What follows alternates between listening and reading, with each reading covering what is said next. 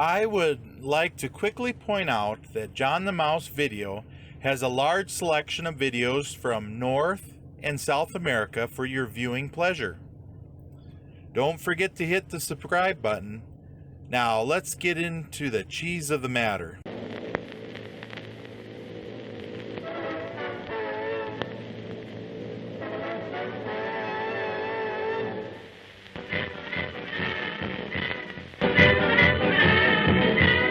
Donald Douglas, airplane builder, shows Edsel Ford and Charles Sorensen of the Ford Company one of the new attack bombers being built for Uncle Sam.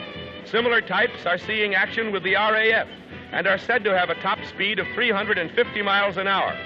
The auto company is going to manufacture parts for these and other planes to be assembled at big Midwest plants. This is Big Defense News. The Duke of Windsor is special guest at the All-American Air Maneuvers. He flew over from the Bahamas to witness the thrilling cavalcade of stunts and stunt flyers headed by Uncle Sam's fighter planes.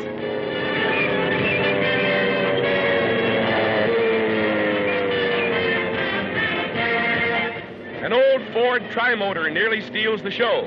Harold Johnson is at the controls. Or is he?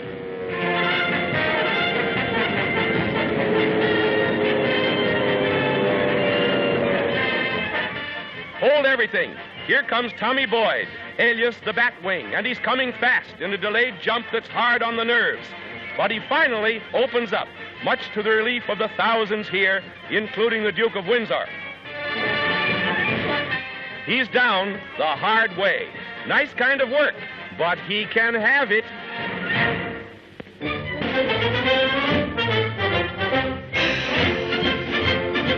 Here comes a motor that has done 450 hours in the air.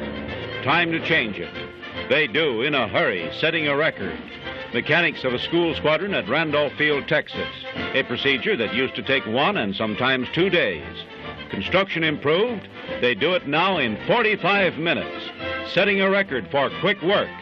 Mighty important for the maximum use of military planes. Here's hoping they've reinstalled the motor properly. Seems okay. The motor fixed good and strong. Has to be for that. Final test of the record-breaking motor installation. A snap roll.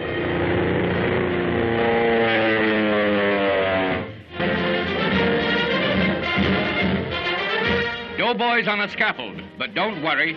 It's Uncle Sam's new air infantry in training. That's one way of learning how to handle parachute harness and shroud lines. Lesson number 2 just gets you into the feel of the thing.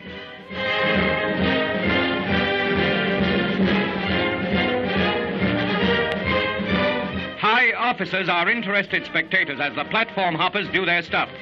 They're mastering the proper landing technique. Those parachute boys look as if they mean business. If they don't know how now, they soon will. All aboard.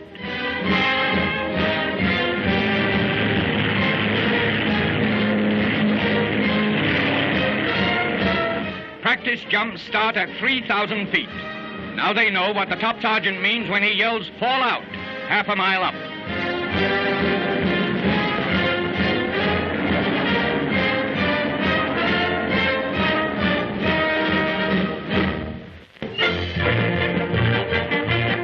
American workers from coast to coast, turning out planes by the increasing thousands to make this nation master of its fate. Scenes like these at the Douglas factory are duplicated in many other plants. Building more and more planes for Britain and the United States. Floor space doubled. Workers almost tripled within a year. Tremendous backlogs. Given time, Uncle Sam will be unbeatable. The making of Allison liquid-cooled motors is one of the most important tasks of the day, and one of the most intricate. Its mass production for national defense at this Indianapolis plant, also most complicated production. The assembly department, and here we witness the vital process of testing a motor. That thing of giant horsepower must be perfect. In a speeding plane, it must give unfailing performance. Soon we'll see a tryout with propeller, a whirl and a whir. The test is more exacting than flying performance in a plane.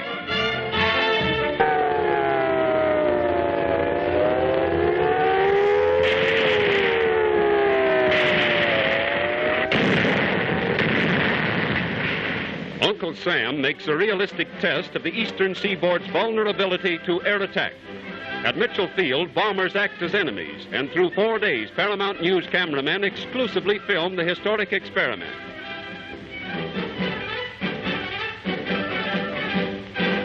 B-18 bombers take the air for surprise thrust at an 18,000 square mile target of Connecticut, Rhode Island, Massachusetts, and eastern New York. Make-believe enemy bombers raiding U.S. soil.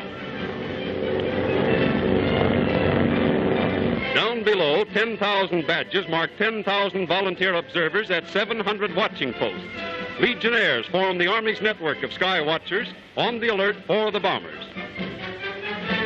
The enemy, and into the phone, 2 words: Army flash. New York switchboard operators ring airports. Map spotters plot locations, and at pursuit plane headquarters, the enemy's course and number are jotted down. Then action.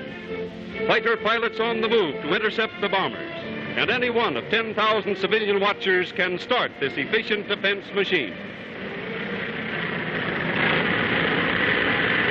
What would happen if the bombers were real enemies? American fighter craft demonstrate combat tactics. Test over, planes salute New York skyline. But the drill proved vulnerability of eastern cities. Proved America must grow thousands of wings to guard her skies.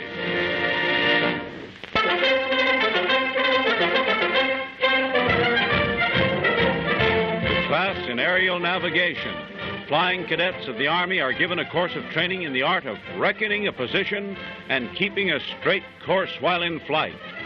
At Miami, Pan American Airways conducts the class, and expert navigators of the commercial airways instruct the military student pilots in the complexities of instruments and mathematics.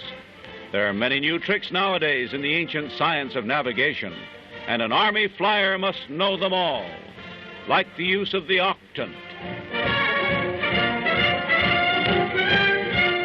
Into a skyliner to study the instruments on the actual control board. For example, the subtle device employed to check the compass.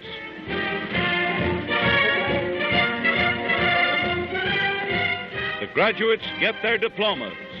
1,000 student navigators to be trained. A course of 12 weeks of intense study. Army aviators who certainly will know their way round the sky.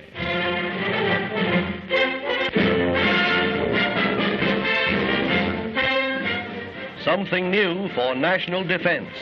An improved self-catapulting autogyro warms up to show military experts what it can do. The unusual whirlwing craft requires no space for a takeoff. It jumps absolutely straight up.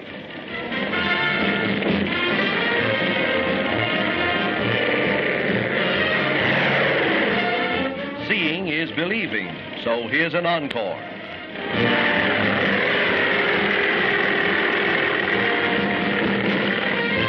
The ship takes less than 6 seconds to attain normal flight. Now being studied are its military possibilities as a flying courier and artillery spotter.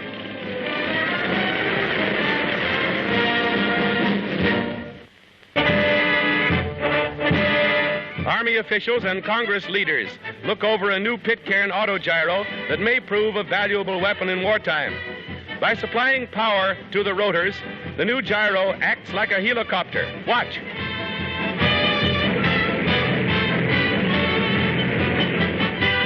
The RAF uses autogyros, which make excellent observation planes due to their hovering ability and slow speed. And if trouble brews, why, come on down. All you need is somebody's backyard. Aircraft workers are given a surprise party by the Army Air Corps. The men who build flying fortresses are permitted to bring their families to inspect the newest ships. It's part of a nationwide get-together to spur cooperation between the civilian and military arms of national defense. Speeding from Fort Douglas, Utah to Seattle, the 7th Bombardment Group puts on a special demonstration of sky power.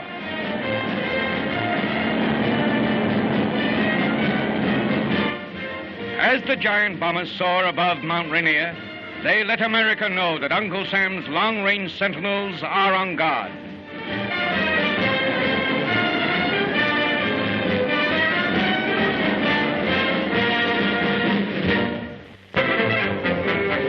A ground view of American air power. Families of Boeing aircraft employees get a look at Army bombers. It's a chance to see the very part of the plane the family breadwinner made. A first-hand look at the real thing. Then a flight above the plant and a formation salute by 18 Flying Fortresses and Douglas bombers to the national defense workers who build our planes.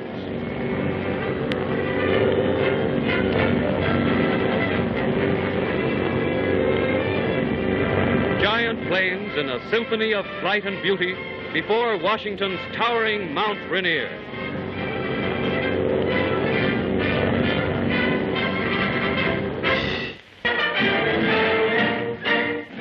As part of a West Coast demonstration for aircraft workers and civilians, 6 Flying Fortresses skirt the treacherous slopes of Mount Rainier, almost 15,000 feet up. The 300-mile-per-hour giants present a striking picture from our United Airlines camera planes and a reassuring sight for peace-loving Americans. Planes like these, with their long range and striking power, are going to England. These are for Uncle Sam and America's defense. Building planes for aid to Britain. Martin bombers in quantity production at Middle River, Maryland. As the Lend-Lease bill becomes law, the stream of war supplies that it authorizes begins to flow, aviation equipment especially. These airplane parts need special tempering and get it in a fiery bath. Sodium nitrate bath, 900 degrees hot. The motors are monster producers of horsepower, the mighty energy needed to propel a swift bomber. Ready to fly in the climax of the battle for Britain.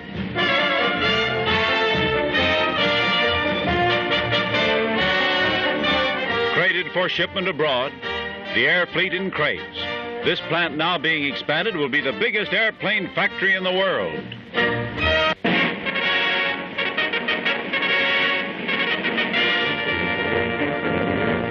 War aid for Britain and Greece begins with speed and drama. Minutes after its final approval, the historic Lend-Lease bill is signed by President Roosevelt. 5 minutes later, the President approves the first transfers of war material. 3,000 miles away, King George gives personal welcome to America's new ambassador, John G. Winan. Britain hails Lend-Lease aid as a Magna Carta of faith. A British harbor sees 4 more overage American destroyers. Under the new bill, $629 million worth of warships and merchantmen may be provided. America acts with speed. In Washington, our cameramen visualized real rush days for Navy and War Department employees. Fighter planes. In the Curtiss Buffalo plant, fast P-40 pursuit planes are made ready for shipment overseas. $2.5 billion worth of American-made planes are ordered under the Lend-Lease bill.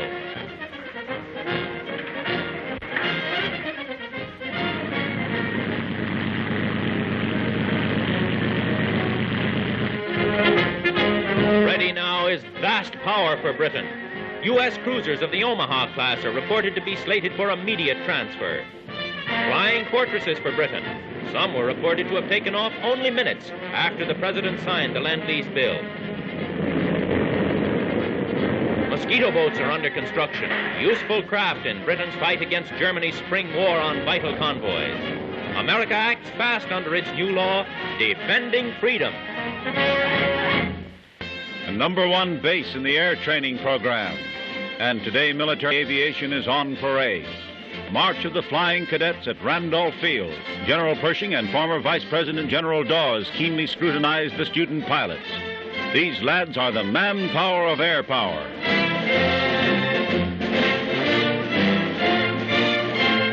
They fly low, and that takes more skill than high flying. At the Texas Flying Field, Army aviators give a thrilling demonstration of hair-trigger skill. The smallest fraction of error might result in a human catastrophe. Planes plunging into the lines of cadets, but there is no fraction of error.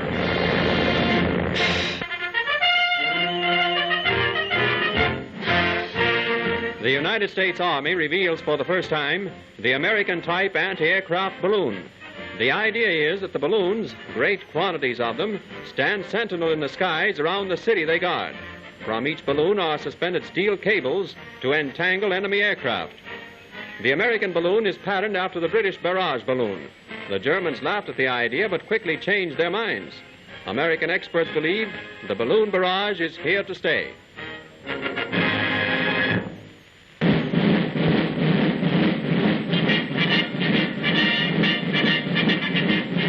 Springtime in Georgia and jump time for Uncle Sam's new 501st Parachute Battalion. 70 of them in this mass demonstration. Officers, called jump masters in new Army lingo, make the all-important inspection, for each man's life depends on exactly correct preparation. Equipment planes carry parachute-supported machine guns and heavy equipment, and one equipment ship accompanies each 6 personnel planes. A lesson learned from Europe's war. Here is the real thing, Norway just a year ago. These are actual pictures of Nazi parachutists in their sky invasion, and these jumpers paved the way for greater parachute feats in Holland and Belgium.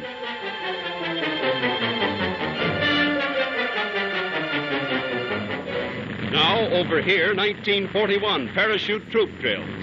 Led by the equipment plane, big long-range transports take the air.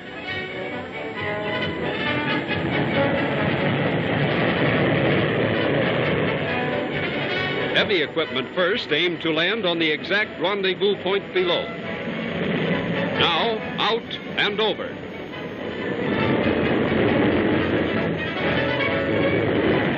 High-speed jumping. The American technique calls for split-second timing and breathtaking precision.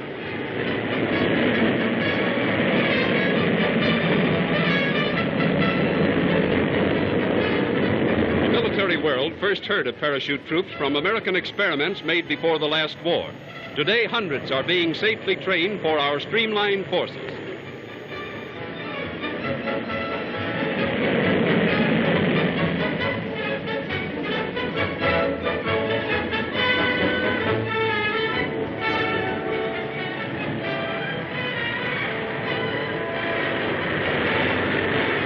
Landed right on the pre-selected spot, jumpers find their parachute-dropped equipment on hand and ready. Overhead, U.S. pursuit planes are in position to lay smoke screens to hide the flying infantrymen.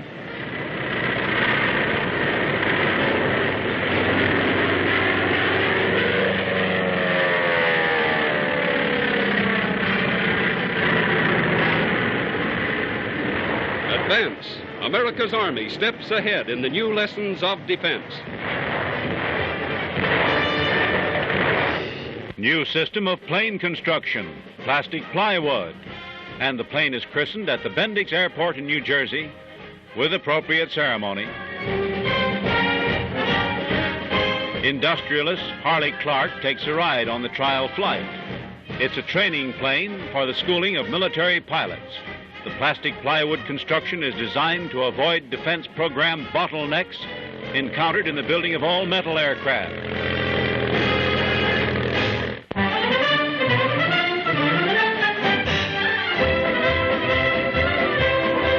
This factory is completing its 1,000th plane for the Army. The Stearman Aircraft Company of Wichita, Kansas, is the first to reach the 1,000 mark in the number of warplanes delivered to the military forces. The defense program calls for busy construction, and that's what we see here, mass production of planes. Major Harris of the United States Army congratulates Company Executive J.E. Schaefer and takes delivery of the 1,000th plane. Employees of the company are enthusiastic, and the takeoff with a cheer.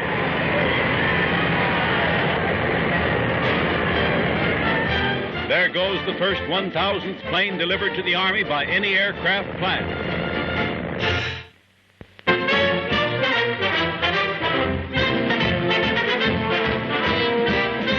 On the plotting board, the position of enemy bombers is marked as word comes from civilian spotters.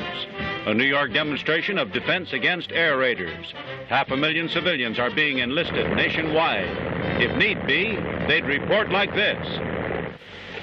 Army flash. 3, bimotor. Scene high. Morgan 10. Flash. 3, bimotor. Scene high. Morgan 10. Army Control Center for Air War Protection. Watching the board, officers note the position of the bombers, and an order is flashed to the defense of that area, to the fighter squadron, and the pilots hurry to the attack, having been directed by the latest technique in the strategy of the sky. The bombers are spied by the fighters, which dart to the attack.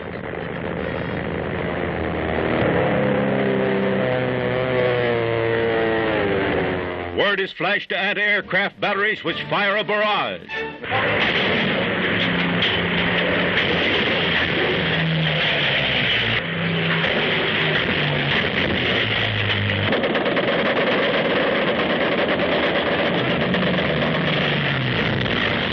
A repair shop of the Army Air Corps at Duncan Field, Texas. Here, military planes are brought to be fixed up and reconditioned. Spare parts are stored in huge quantities, a supply for 6 months. Maintenance is a #1 factor in aviation necessary for efficiency in the sky. And with this repair and storage depot, the Army puts emphasis on maintenance. A giant Army B-24 bomber arrives for inspection by 78-year-old Henry Ford. Bodies for the big ships will soon roll off Ford assembly lines. Edsel Ford reveals that a few hundred Ford engineers have been in California getting production details for Father Henry. It's a gala day at the big consolidated plane plant. Canadian Air Marshal Bishop, the world's greatest living World War ace, who downed 72 enemy planes, is here to visit with plant heads and the 16,000 employees now turning out huge bombers for Britain. He's Canada's Air Force recruiting chief at home, but here, he's just one of the boys.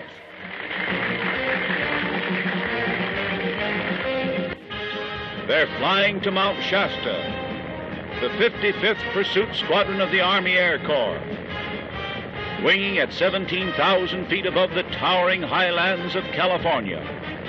It's a maneuver flight with a military purpose, but it's superbly scenic, too.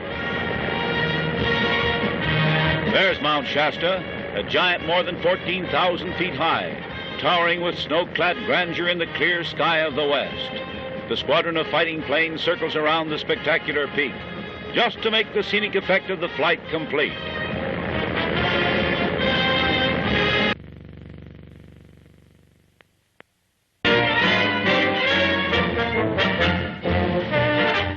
They wing their way to gunnery practice, and you'll see how skillful the sky shooting is. A sleeve target is released and towed near Galveston, Texas. They're to swoop down on that. Peeling off. In disciplined maneuver, the planes of the squadron swoop down on the target as it's towed along, a mark for bursts of machine gun fire.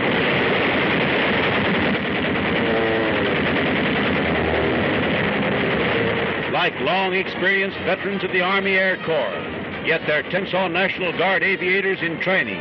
They've learned the acrobatic art of air battle, how to shoot down a hostile warplane.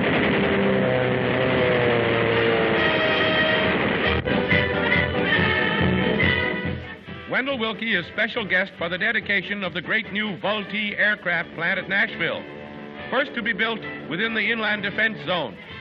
The huge structure contains 18 acres of floor space and will turn out scout planes for Uncle Sam and dive bombers for Britain. On a 24-hour day, 7-day week schedule, the President's latest request, what a bunch of planes they'll be able to turn out here.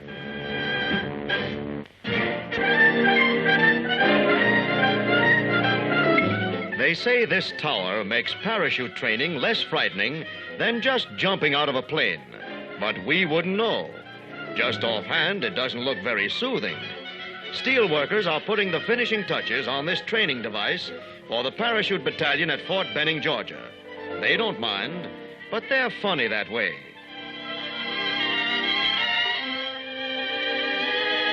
You crawl out to the edge, and when you let go, the parachute opens like this and lets you down nice and easy, like that.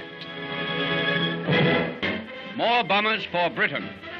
With the President's plea spurring the aviation industry, the Lockheed plant goes all out in production of Hudson bombers for the RAF.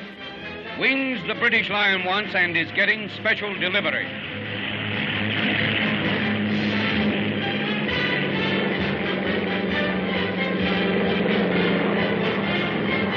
While aiding England's airmen, Uncle Sam's not forgetting his own. The Army gets a Lightning interceptor. Powered by liquid-cooled motors, the ship can take off in a flash to intercept enemy bombers.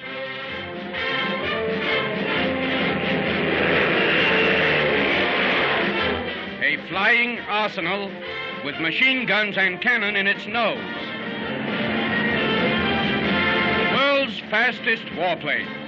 It speeds 7 miles a minute.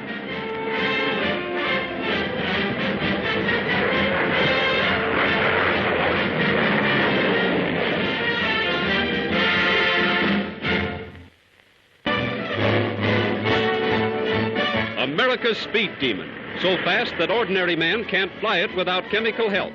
Test pilot Milo Burcham dons an oxygen mask. For 30 minutes, he'll breathe deep and ride a bicycle, cramming his system with oxygen to prevent blackouts when flying at 500 miles an hour plus. A special air pressure helmet and a flight oxygen mask. And it's all aboard the P-38 Interceptor, the world's fastest plane.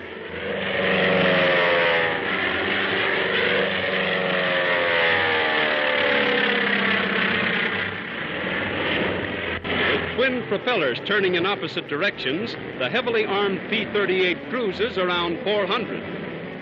Opened up, well.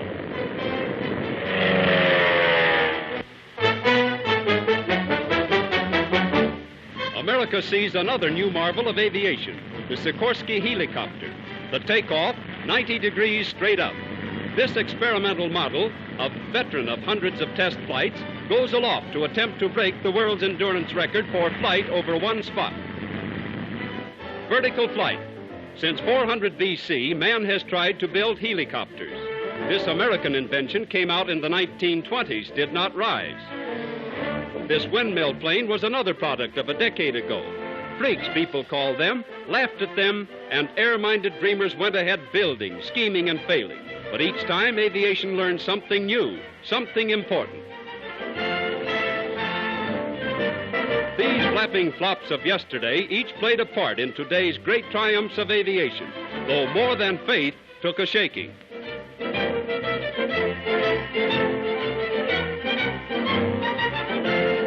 And hovering in a May 1941 sky, Igor Sikorsky and his helicopter proved that vertical flight has arrived.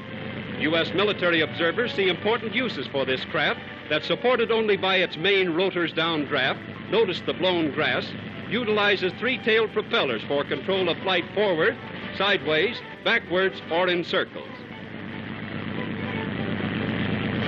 Sikorsky has at last achieved in a machine the hummingbird's flight, the poised suspension in the air of the little bird that started Leonardo da Vinci drawing helicopter plans 500 years ago. 1 hour and 32.5 minutes of flight in suspension, a new world's record. Able to land within 18 inches of any given spot, the helicopter may open a vast new field of air tactics to American airmen who won't believe the phrase, "There ain't no such bird."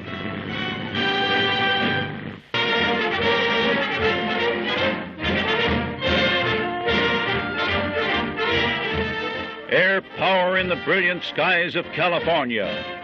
Flying fortresses of the Army, 22-ton monsters, each of which carries a bomb load of 2,500 pounds. Each is driven by 5,000 horsepower and has a radius of 3,500 miles.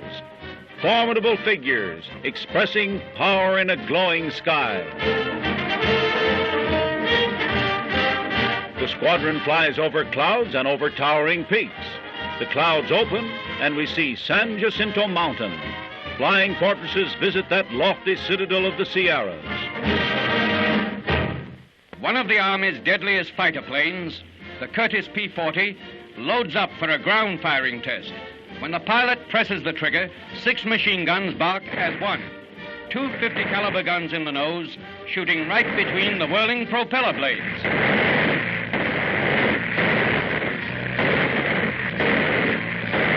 Every burst converges on the mark. The last word in synchronized firing.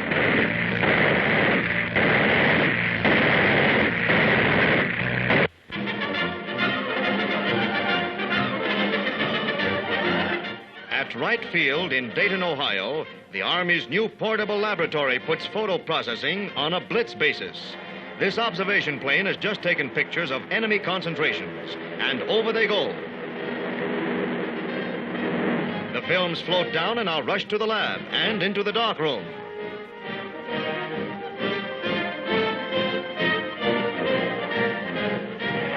In a matter of minutes, prints are ready and start on their way to the division commander.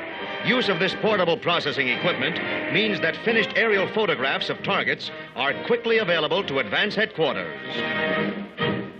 After 5 years, the biggest bomber ever built, the Douglas B-19 gets set for its trials.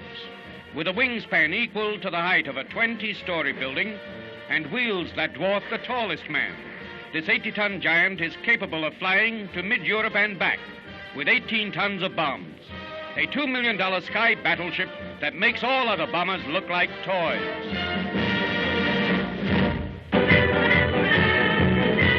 New Yorkers get a look at a transport plane that may become one of Uncle Sam's most potent military weapons. The Curtiss-Wright Transport, largest twin-engine plane in the country, is equipped to carry 36 passengers. But stripped for war service, it could carry 50 armed soldiers 1,500 miles.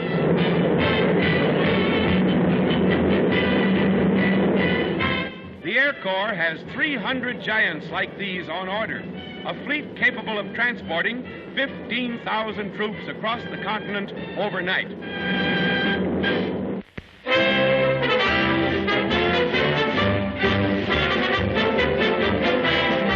The class in aviation is given theoretical instruction in the art of flying, and eager pupils they are.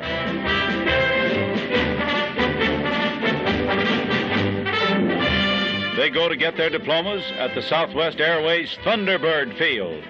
They're graduates of Arizona's first school for training pilots. This is done under a private contract with the United States Army. Full-fledged birdmen now, ready to do their bit in the service of the sky.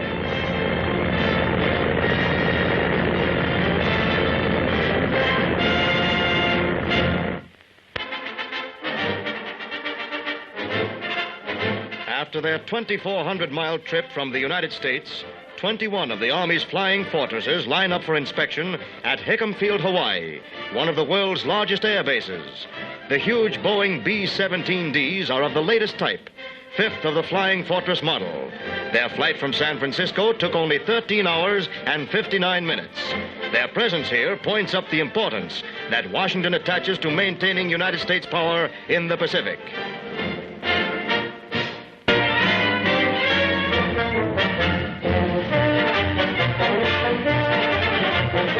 New training equipment at Fort Benning, Georgia.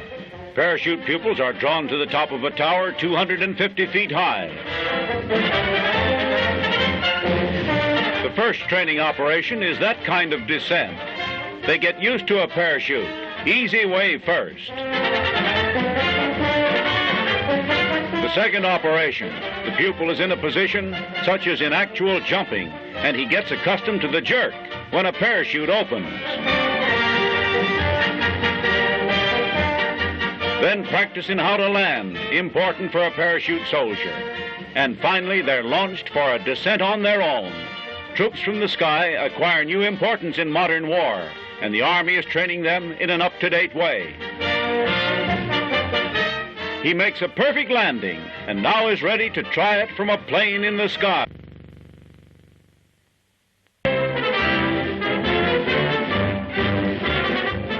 "82 tons is the weight of that sky monster at Santa Monica, California. So heavy, the huge wheel crushes the pavement and sinks, and they have to place a big board in to roll it out. The wings span 212 feet. That's the height of a 20-story building. An Army test pilot takes the supergiant out for a trial, though not a trial flight.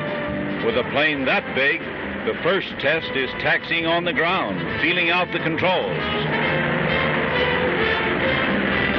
The pilot tries the control for lifting, and the front wheel raises. But that's enough. He'll report on the ground test before he actually takes off and makes a test flight in the biggest bomber in the world. Marching with a stride that spots them as British anywhere in the world, these young flyers are part of the first contingent of thousands who will be trained in this country. Things may seem a bit strange to them now, but soon they'll be full-fledged pilots in the American way.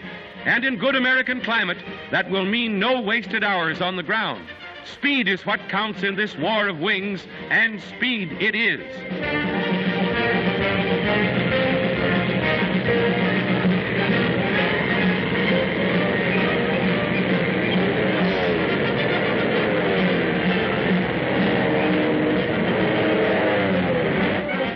He's going native in a big way. It's a long way from Tipperary, but he's heard about cowboys, from movies perhaps, and say, don't they catch on quick?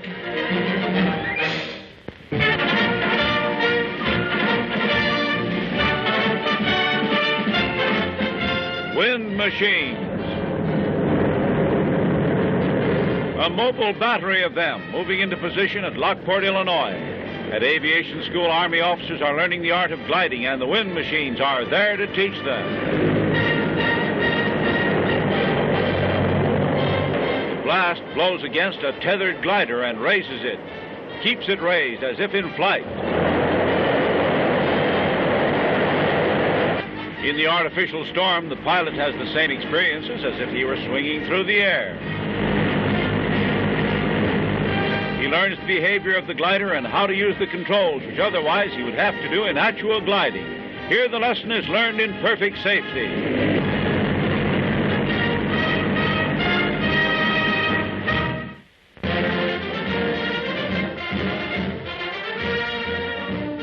Flying cadets of Uncle Sam's Air Force.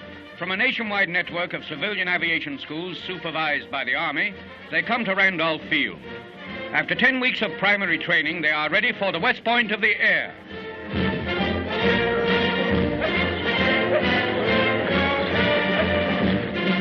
The new cadets in hooded link trainers get their first taste of blind flying. Without leaving the ground, they execute banks, spins, and difficult air maneuvers. A telltale instrument plots comrades watch their progress. Then out to the line into cockpits for their first use of the airplane as a military instrument. Introduction to formation flying.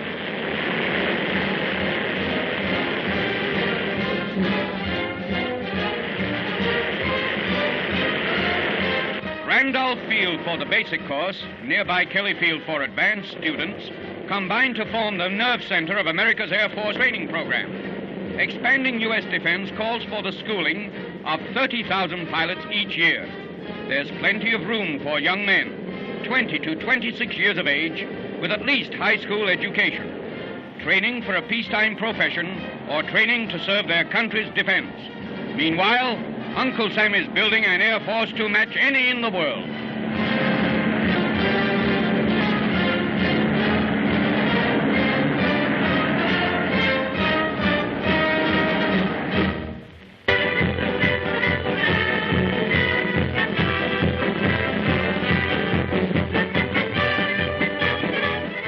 Bell Aircraft Company's new $1 million assembly plant at Niagara Falls is one of the first to use a conveyor system inaugurated by the American automobile industry. 6 of these ingenious belts, which move along at the rate of an inch every 3 minutes, will be in operation soon. They will step up production of speedy Airacobras for the Army Air Corps. And here's the first Airacobra to roll off the new assembly line. All ready to fly, and how?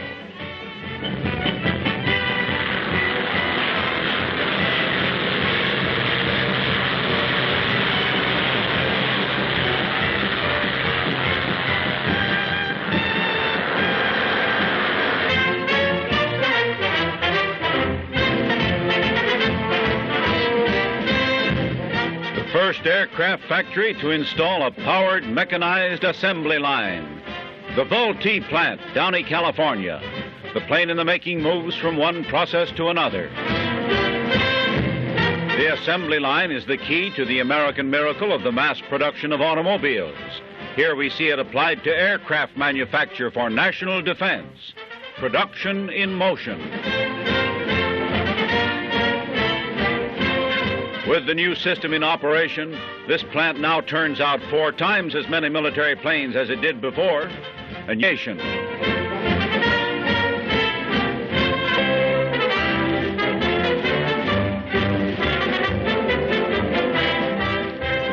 The test flight of the biggest airplane in the world, to be powerfully armed, gun turret in the tail. At Santa Monica, California, 45,000 spectators watch with tense interest as the Douglas Super Bomber B-19 takes off. Is it possible to raise such a giant? A nerve-tingling moment as she seems to falter, dips. But the immense plane straightens out and soars aloft. That super leviathan of the sky cost $3.5 million and took 5 years to build. Cruising radius more than 7,000 miles. The landing is a drama. Will it be successful? Takes the utmost of skill to bring to Earth a plane of new design and of such magnitude. Wingspan 212 feet. Total weight when fully loaded, 82 tons. And that's being landed for the first time. Wheels down. There's a rebound of the vast weight. And then, smoothly along, the successful test flight of the biggest of all skycraft, latest and largest addition to American air power. Takes quite an aviator for that great a job. Major Stanley Umstead, the U.S. Army's chief test pilot.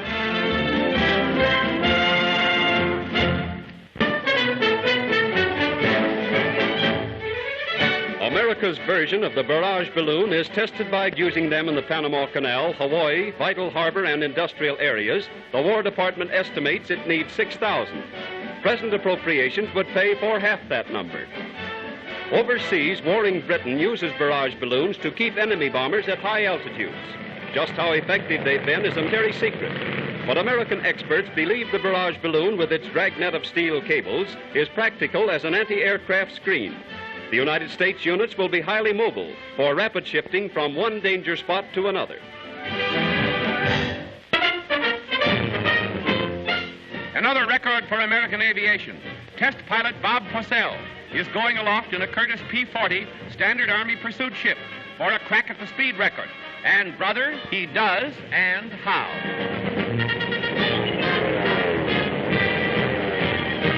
Last year, an Army plane hit 620 miles an hour in a vertical power dive.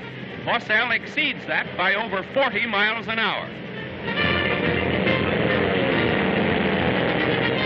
661 miles per hour. Tribute to Yankee engineering and production. Best in the world. And to test pilot Bob Fossell.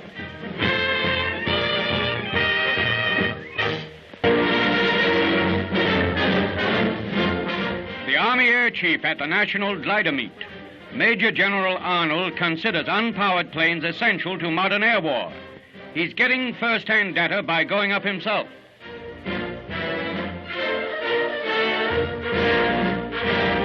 The winch, that supplies the takeoff. All phases of soaring are under observation as the Army is buying motorless craft for experimental purposes.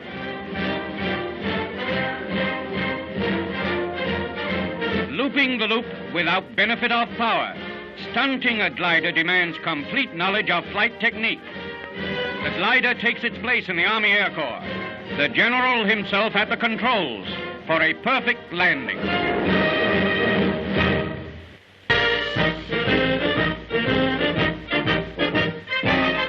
An aerial salute for Argentina's Independence Day.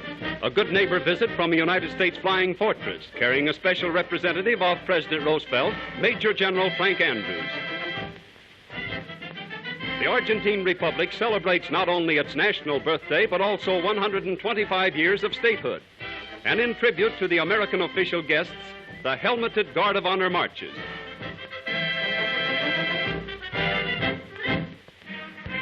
Argentina's Navy marks the holiday also. Volunteers and draftees are reviewed by Vice President Castillo, acting in place of the bedridden President Ortiz. These new sailors bring Argentina's naval strength up to 12,000 men to man the 43 ships of the defense fleet. There's a solemn oath. Impressive not only in Buenos Aires, but impressive also to 20 other good neighbor American republics.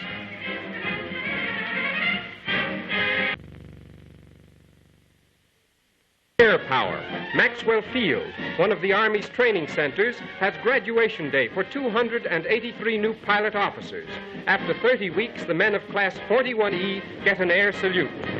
1,214 have graduated at this one center in less than a year. So today, it's congratulations to men with wings.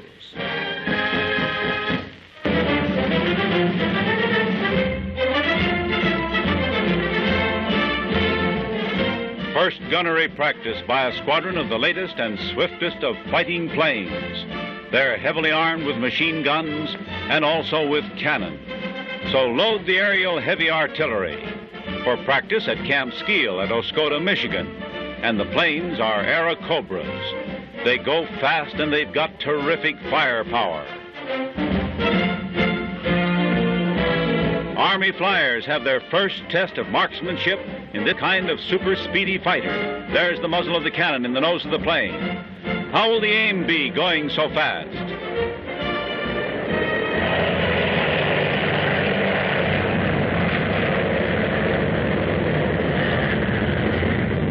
They dart in the tactics of acrobatic air battle. And now comes the test of sharpshooting at tremendous speed, swooping down at the target on the ground.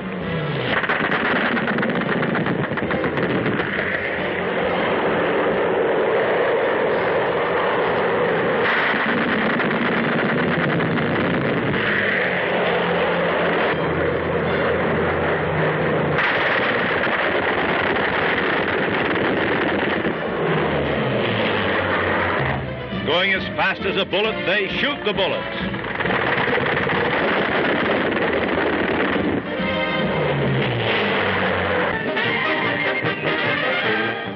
Open house for 20,000 workers and their families. That's how the Boeing Company celebrates its 25th anniversary. A chance for husbands and sweethearts to show the gals what they have been doing for national defense. It's a happy birthday for all us Americans.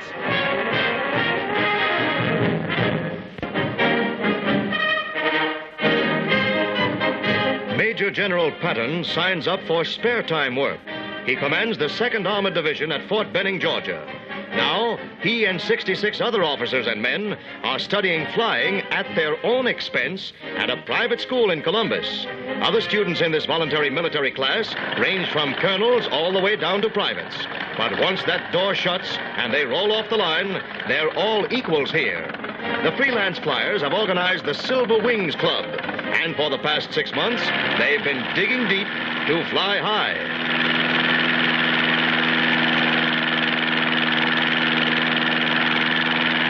Instructors claim they're just as tough with officers as men. Anyhow, the planes can't tell the difference. The last flight, and graduates line up for their diplomas. Amateur Army flyers who invest their own pay to learn how.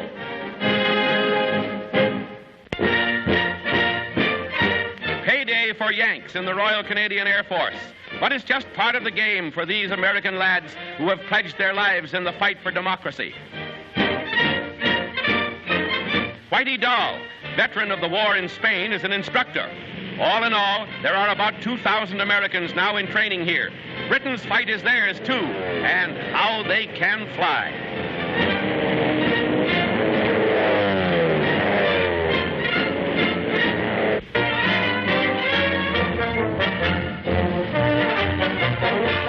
They've produced 2,000 fighters to date, and they're dedicating a new plant to bring production up to 500 planes a month. There's the 2,000th plane of the Curtiss P-40 type, rolling her out with ceremony. OPM Director Knudsen, Assistant Secretary of War Patterson, and other officials inspect the 2,000th plane. Okay, says Knudsen of the OPM, and then a flight by a squadron of fighters.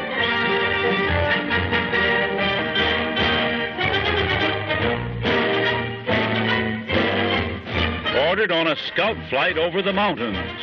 New Zealand military pilots in training. If they should have to parachute down, it would be in a maze of towering peaks and glaciers, because they're taking off to soar over the Alps of New Zealand.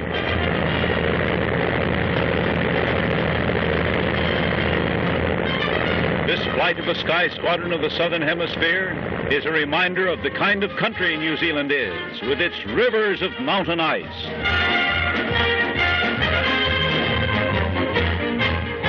Difficult terrain for an invasion, especially since it has a crack air force to protect it. Glacier land under the Southern Cross, to which they give the name the New Zealand Alps.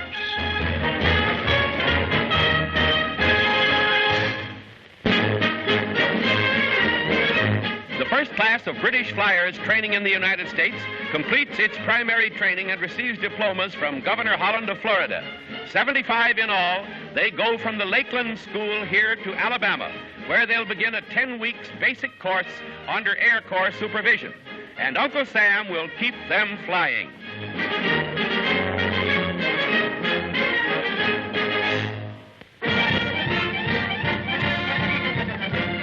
Follow that pigskin the Paramount News way.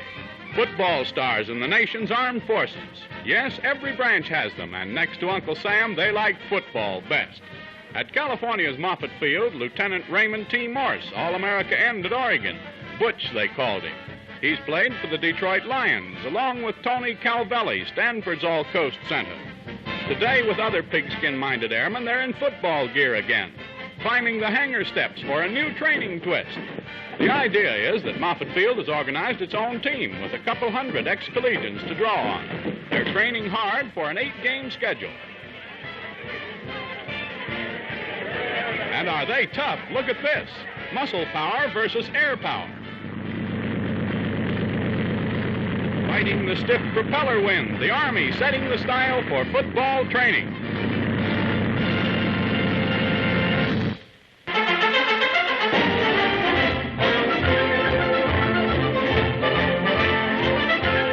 There are stunts to dazzle the eye at the National Air Olympics, Dayton, Ohio.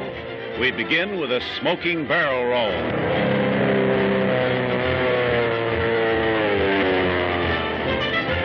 That wing-over-wing kind of thriller is only an appetizer, but they do it with vim, vigor, and abandon.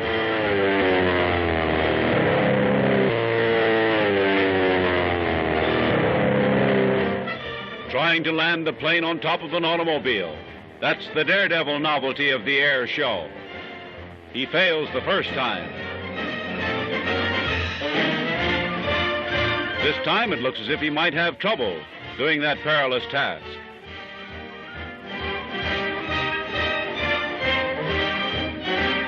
The platform on top of the auto has slots for the plane's wheels to go into, so watch.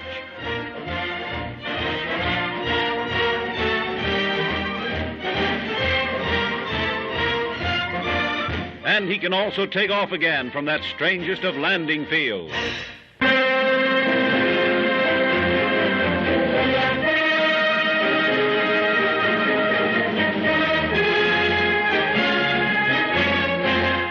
Out here here in the Philippines, the Army keeps them flying all right. I found mechanics and pilots sleeping in hangars, for our forces are doing a clock-round defense alert job. Planes are parked around the edges of airfields, a lesson we've learned from France, where planes lined up on parade rows made 2 easy targets. Negrito tribesmen look at the strange birds, but stranger things I found at Clark Field Barracks, an order against boredom for the personnel of this remote outpost. Beards are made compulsory, and weekly whiskers inspection provides a laugh and good morale for all hands. Prizes for length and fanciness just don't help some youngsters. To see the island country, I went along on a routine patrol flight. Sugarcane patches and plenty of sugar refining plants are in the lowlands, but volcanic mountains rise up every mile or so, dotted with cloud-hung waterfalls. Reclaimed jungle land has rice under cultivation worked by water buffaloes. Primitive but very efficient, the natives told me. Back with the Army, I found General Jonathan Wainwright directing river fording maneuvers of Philippine troops. These bushfighters have their own way of crossing the innumerable streams. Half a pup tent from each man's marching pack, a rifle or bamboo pole, and they have a boat for their ammunition and equipment. Within 7 minutes from the order to shed uniforms, the company was across the stream with all equipment dry. The mule train took longer. Some Army mules just don't like Navy tactics. Heavy equipment goes on rafts made of lashed bamboo poles. There's plenty of bamboo everywhere. These Philippine troops, 200,000 of them are part of our U.S. force now, are naturals at camouflage. In fact, they're quick in every branch of soldiering. Most amazing to me was their proficiency in dispersing when Army attack bombers gave them a strafing drill. They take cover well and put up rifle crossfire that strafing pilots say would be deadly. The Philippines look ready on land and in the air.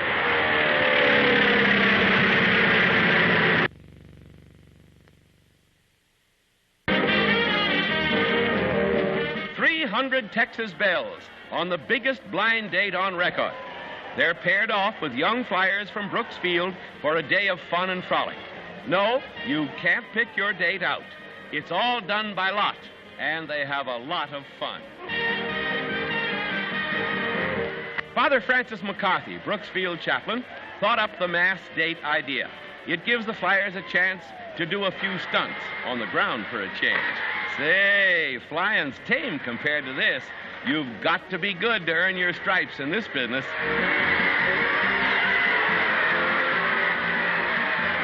The old Army mule hasn't changed a bit.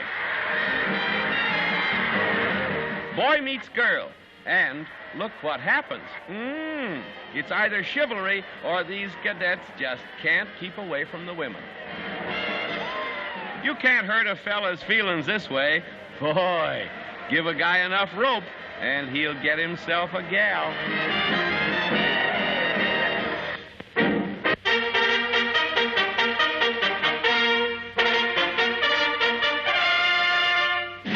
The new Chief of the Army Air Corps Ferry Command, Colonel Robert Olds, whose exploits as a #1 Army airman have made flying history.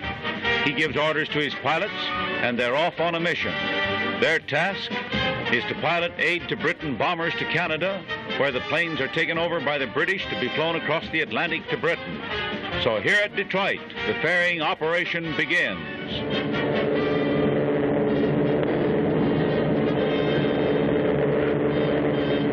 The American angle, and then the British phase of the bomber ferry service, so important in the European War of the Sky. There's careful planning, charting of wind and weather. This is one of the most adventurous aspects of war aviation, the stream of American-built bombers across the ocean. The four-motor giant of longest range and two-motor jobs. Winging across 2,000 miles of water, destination England, there to play a part in Britain's increasingly powerful campaign of the sky. Test flight at Seattle of a new type of flying fortress, more streamlined, more powerful. Test flight a success.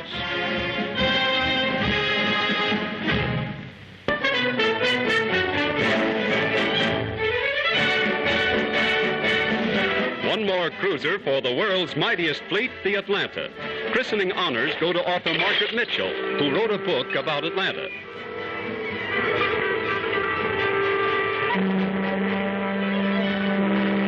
A brief pause for workmen in this shipyard that the Navy took over, for there are more ships to be built. This is the Navy's 250th launching since January. 92 more warships are on the building waves. The two-ocean Navy is getting there fast. The 251st launching. At Quincy, Massachusetts, the cruiser San Juan, sister ship of the Atlanta, goes down to the sea, ahead of schedule and nearly 85% complete. These new cruisers have destroyer speed, will do better than 42 land miles an hour. Many new secrets of design are in these slim cruisers as America meets the needs of modern naval warfare.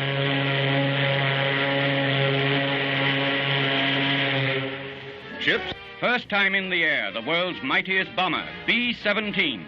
Newest air fighter for the U.S. Army and the RAF, is filmed from a United airliner.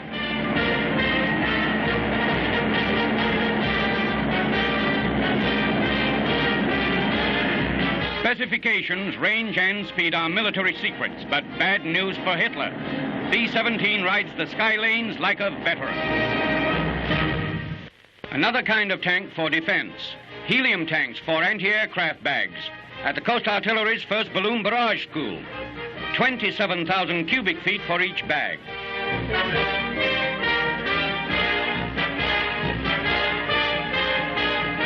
It's examination day for the first 3,000 men in the Balloon Barrage Corps. Up she goes. Tactics learned from the Blitz of Britain. Soon every major U.S. area will have such protection, ready for come what may.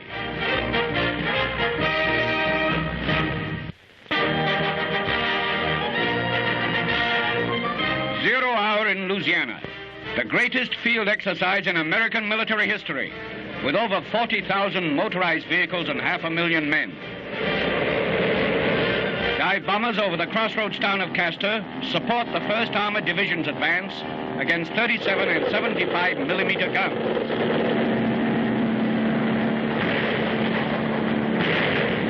A demonstration of tank destroyer battalions in action against the spearhead of invading Second Army forces.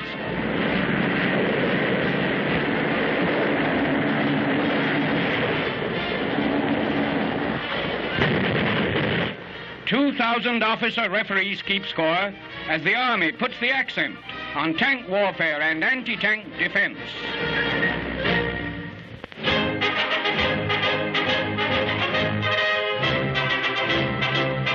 Chief of Staff General Marshall arrives in the South to oversee the great war games. An armored division in action, the advance of the tanks.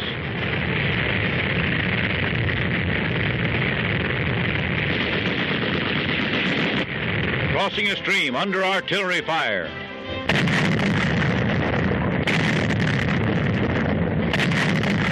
Bombers attack the battery of guns. Tanks run into stiff opposition and turn around, trying to escape. They are in trouble, and in a swift maneuver of armored warfare, they are being trapped by the swarming of enemy tanks. They are intercepted, hemmed in. There is no escape, and they are forced to surrender. A smoke screen provides cover for an infantry attack. This is combined with a swift mechanized attack, but the tanks run into cannon fire.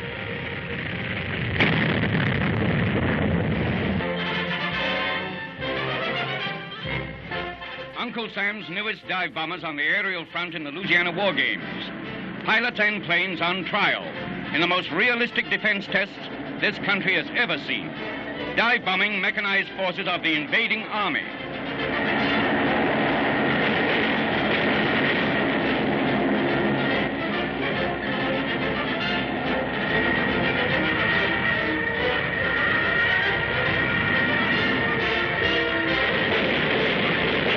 By pontoon bridge across the Sabine River, the invading Red Army moves to attack the Blues.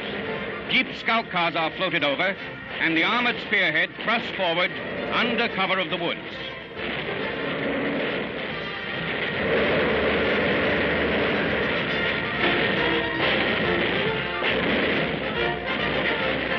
the front defense lines, anti-tank guns open up, and the Battle of Louisiana is on.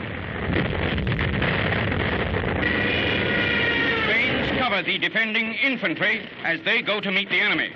All branches of the service are put to the test as the Army applies blitz defense against blitz attack.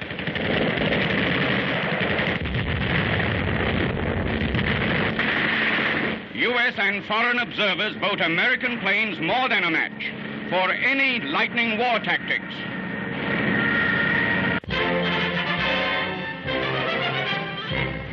Blitz games for Uncle Sam's First Army.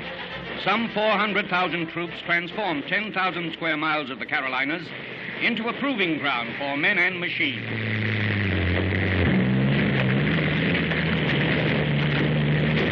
Anti-tank and anti-aircraft battalions blast into action. Their first test in big-scale operation.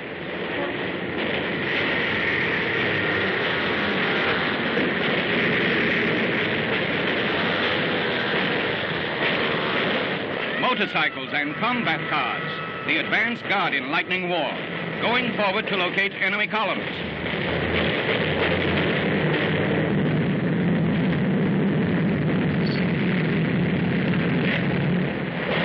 Armored cars clash under realistic blitz conditions in the Battle of the Carolinas.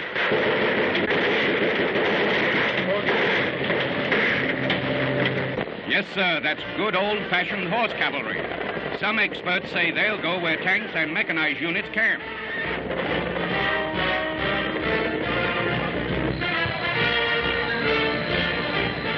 Assault boats crossing the Wateree River. Their mission is to secure a bridgehead for engineers to pave the way for the advance.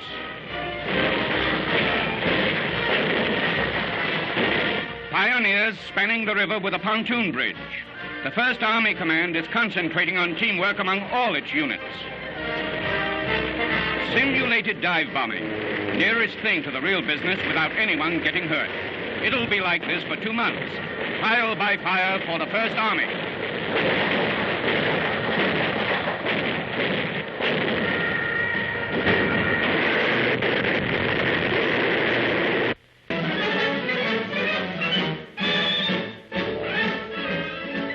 Bombers over New York as the eastern seaboard from Boston to Cape Hatteras gets a full week of make-believe attacks. Spotters atop the Empire State Building telephone information centers.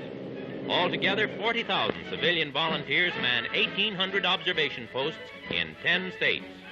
In New York parks, playgrounds, airports, and even at racetracks, camouflaged anti-aircraft guns are uncovered and manned in this most realistic of defense drills. River bridges have sky guns, and Easterners give thanks that over here, these are only mock raids. Back to the alarm. Flash messages from spotters have also gone to Army nerve centers, and orders are phoned to Army flying fields. Interceptor plane pilots race to their planes ready for sky combat. Down below is Fort Tilden, scene of a second part of the wide-scale defense tests. This fort is to be raided by a so-called Black Army made up of regular Army units. At midnight, the invasion begins. Invasion boats of all kinds bring 1,500 to the surprise raid.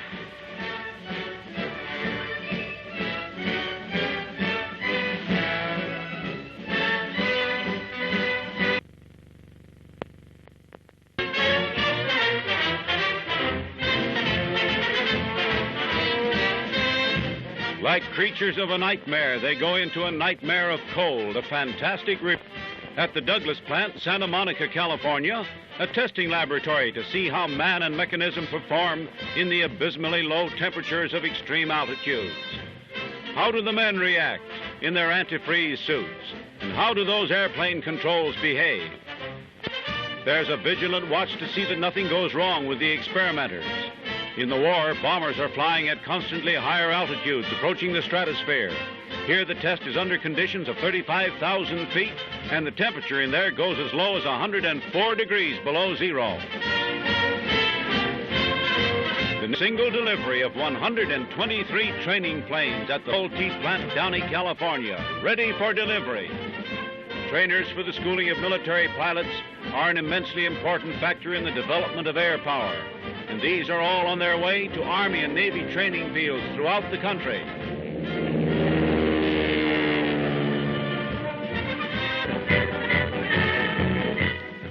Douglas Blackout Airplane Factory is dedicated.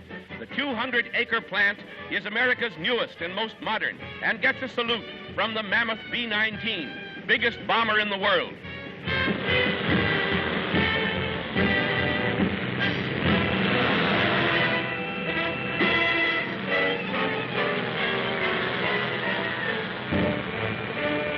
$30,000 workers will be employed in the huge plant, turning out attack bombers and four-motored flying fortresses.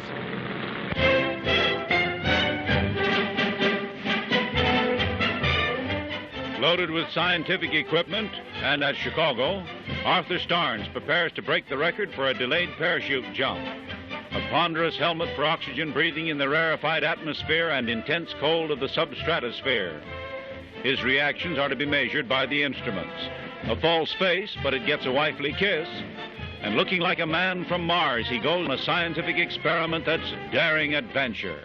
He's to jump from the plane 6 miles high and not open his parachute for more than 5 miles, dropping like a stone. There. And only at 1,500 feet does he open his parachute.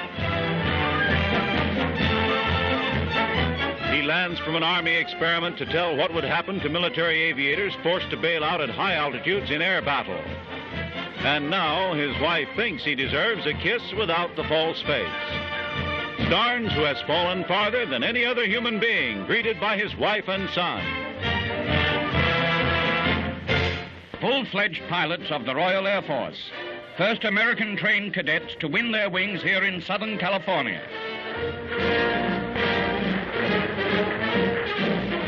Graduation exercises for the pride of Britain. After 20 weeks of schooling at War Eagle Field, built exclusively for training of RAF fighting flyers, the first 50 received the coveted insignia, and there'll be hundreds more. Instructors wishing them happy landings as they hop off on the first leg of their trip to the battlefront.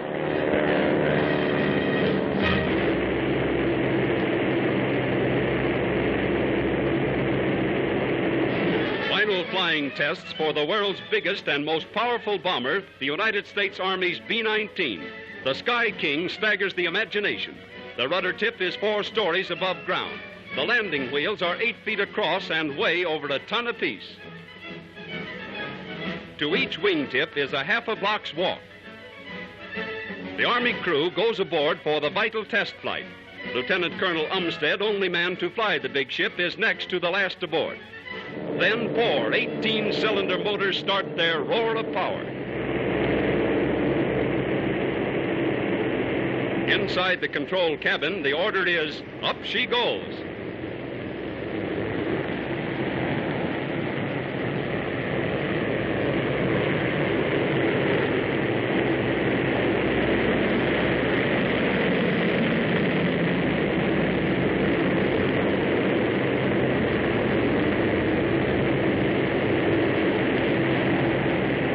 Perfect takeoff, and the big 2,300-pound wheels fold gracefully into the fuselage. Inside the B-19, Pilot Umstead is at the wheel. Everything is calm and casual. Or does that cigar indicate a little nervousness? Well, with 8,000 horsepower and a crew of 10 under your command, you might be nervous too, mister.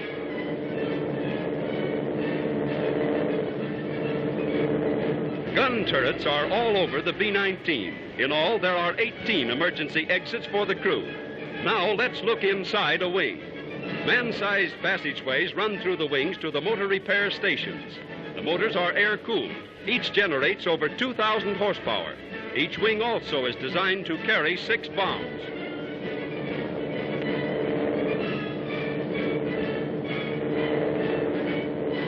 Now, the bombardier's turret. Below is Los Angeles, looking like not too difficult a target. No bombs are aboard, but loaded, the B-19 could fly 18 tons of explosives from Brazil to Dakar and back, twice without refueling. The B-19 probably will have no military use. Dreamed up in 1930, working plans required 6 years. 750,000 man-hours of labor put the big ship together. Serving as a flight laboratory, the B-19 may lead to mass production of new superplanes, the like of which Berlin and Tokyo have never dreamed.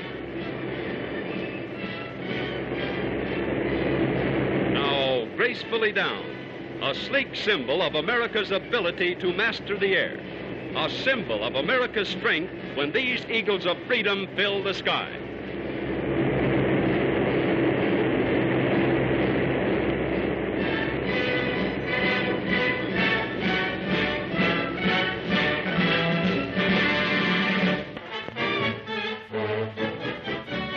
The Army's latest diesel-powered bulldozers level a sandy, rolling field at Marston Strip, North Carolina. Then quickly, lengths of perforated steel are laid in place, and presto, they're building an airfield big enough, it's reported, to accommodate even the mammoth B-19. The holes in the metal strips allow the grass to grow through and camouflage the runway. Efficient, modern, it's the Army's way of keeping pace with the stepped-up air program.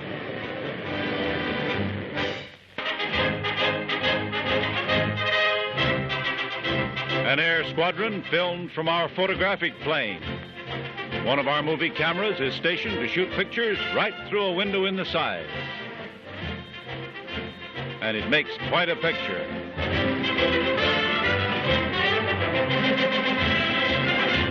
Air photography is like a dazzling vision here, as why wouldn't it be? With the Army's P-40 fighting planes doing acrobatics in the trade wind far above Hawaii. Spectacular stunting in skies that are themselves so spectacular.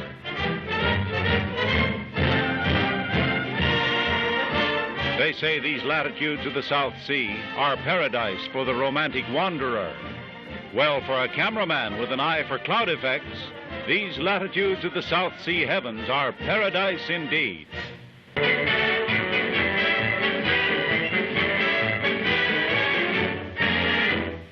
Air Corps cadets are sworn in at ceremony at Detroit City Hall. And those funny guys from Hollywood are on hand. Bud and Lou Costello are in town for the premiere of their newest and screwiest picture.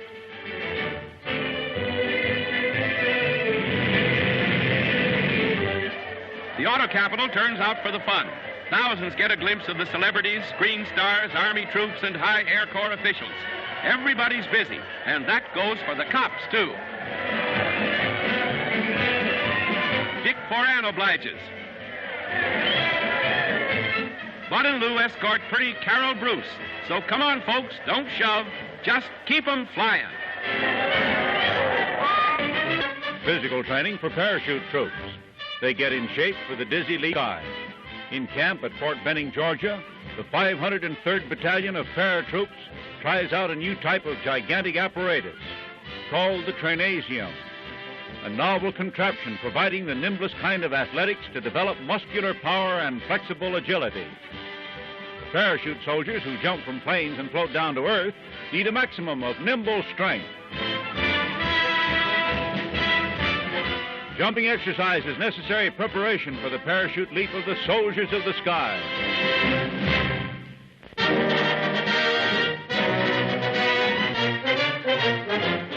Jumping Jack is the name of this exercise. These Army Air Cadets at Randolph Field, Texas, are not just playing Sunday picnic games.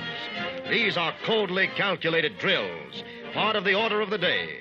Increasing their speed of brain reaction and muscular coordination is what Uncle Sam is after. Right now, poor timing means only an unnecessary spill. But if these men see war service, their split-second judgment may save many lives, including their own. Here's an old one as ancient as the pyramids. It's not spectacular, and it's no engineering feat, but it does build up muscle. The idea is to prove they can take it. West Coast Ferry Command of the United States Army Air Corps. Fighting planes for the RAF with newly commissioned American flight officers at the controls for the first leg of the 1,000-mile hop to Britain. Special training for a hand-picked group of Yankee pilots.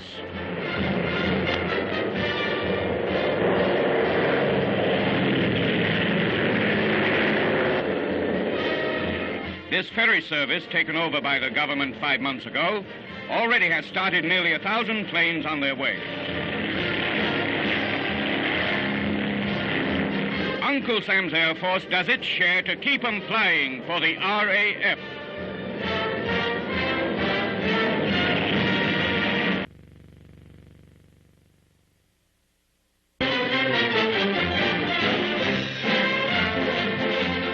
He was the first Army pilot, and now he retires. Major General Frank P. Lom.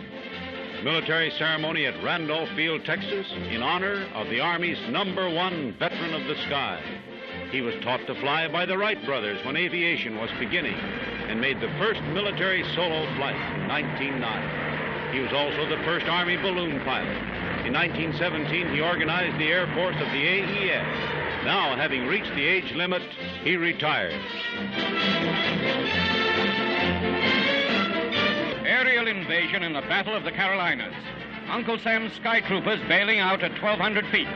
A problem in tactics for the Army's newest branch.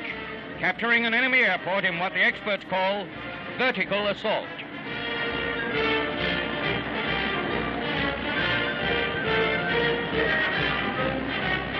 Any landing's okay if you can still run for that airport. The job's to hold it until your own troop transports move in. Every action is on the double. They hardly wait for the plane to stop. Speed and surprise are the keynotes.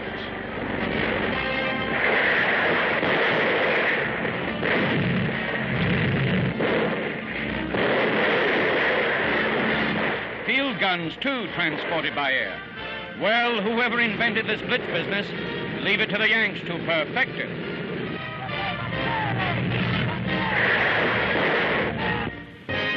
This new giant aviation plant is completing its first warplane. At Columbus, Ohio, the Curtiss Wright factory is the nation's largest for the building of dive bombers for the Navy. The National War Program for the Defeat of Japan calls for an immense increase of production for air power. This plant was built recently at a cost of $14 million and now turns out its first Navy dive bomber, the beginning of mass production. This mystery plane has long been rumored in the world of aviation. Now it is revealed in public flight.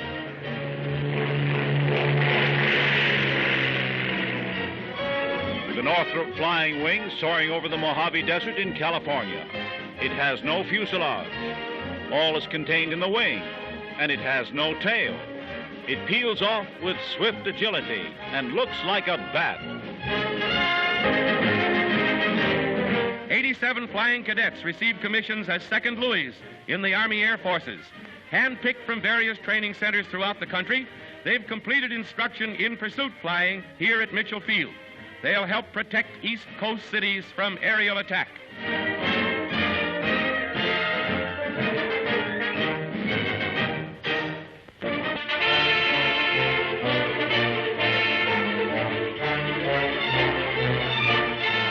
Bombing of Honolulu as the Japanese, in their stroke of treachery, attacked the city. This is the Waikiki residential section, famed for beauty in the paradise of the Pacific. Vandal havoc wrought by the Japanese bombers. At the upper part of the screen, there you can see them. The people are bewildered by the blow without warning. Water main burst by bombs. These pictures give the city aspect of the sudden sky assault. The military phase, the damage at Pearl Harbor, cannot be shown, according to the principle of not revealing information that might be useful to the enemy. In assaulting Honolulu, the Japanese machine gunned city streets. And we see shrapnel holes and bullet holes, as well as the injury done by bomb fragments. Family automobiles riddled in this stroke of unprovoked terrorism.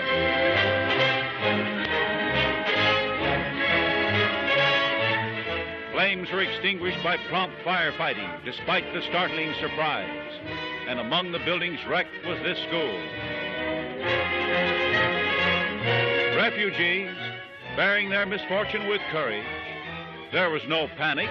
The people took the bombing bravely and coolly.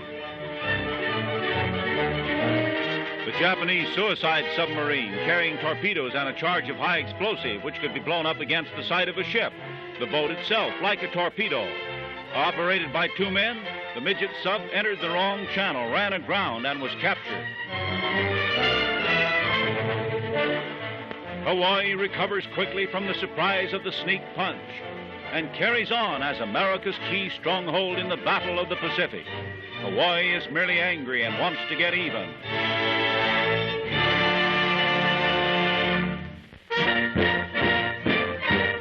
27 Canadian boys who call themselves members of the Kindergarten of the Royal Canadian Air Force visit Mitchell Field. 15 to 18 years old, the Air Cadets are training for future flying service at home, where 14,000 others like them are working for the day when they can earn their wings. Future aces, all of them.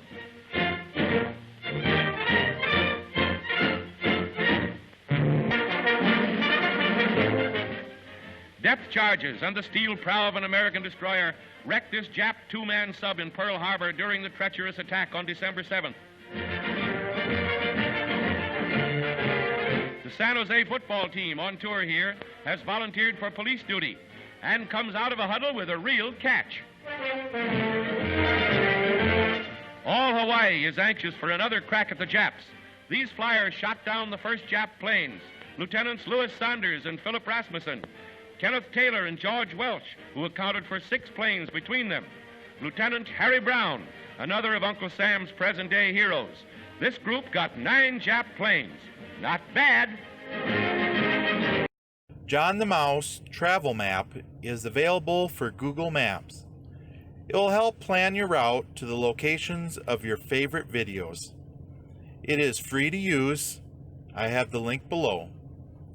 Please visit the playlist tab for videos that I have sorted for you.